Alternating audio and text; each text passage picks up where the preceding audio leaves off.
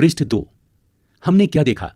कक्षा में चर्चा कीजिए कि क्या हम विभिन्न व्यंजनों में कुछ संगठक समान रूप से प्रयुक्त करते हैं। अच्छा, ये संगठक कहां से आते हैं?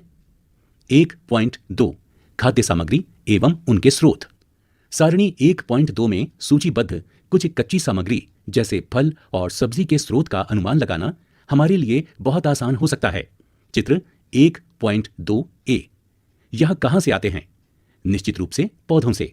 गेहूं और चावल का क्या स्रोत है? आपने धान और गेहूं के खेतों में उनके पौधों की अनेक पंक्तियां देखी होंगी। इनसे हमें अनाज प्राप्त होते हैं।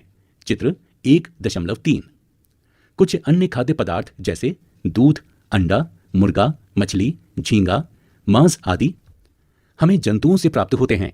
चित्र 1.2b। चित्र 1.2। यहां खाद्य संगठक के स्रोत दिए गए हैं। ए, कुछ पादप स्रोत जैसे केला, अनानास, आम और सेब। बी, कुछ जंतु स्रोत। यहां पर एक मुर्गी का चित्र है और उसके साथ में कुछ अंडों का चित्र दिया गया है। क्रियाकलाप 3। आइए हम पूर्व सूचीबद्ध खाद्य पदार्थों एवं उनके संगठकों के स्रोत जानने का प्रयास करें। कुछ उदाहरण सारणी 1.3 में दिए गए हैं। कुछ और उदाहरण इस सूची में जोड़िए। इसके रिक्त स्थानों की पूर्ति कीजिए। क्रियाकलाप 3 से हम क्या निष्कर्ष निकालते हैं?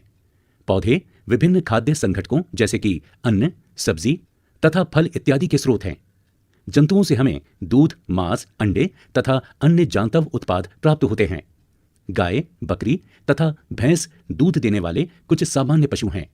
दूध एवं विभिन्न दुग्ध उत्पाद जैसे कि मक्खन, क्रीम, घी, पनीर और दही का उपयोग संसार के प्रत्येक क्षेत्र में किया जाता है। क्या आप कुछ अन्य जंतुओं के नाम बता सकते हैं जो हमें दूध देते हैं? चित्र 1.3 अनाज के स्रोत। चित्र ए। यहां पर धान का खेत दिखाया गया है।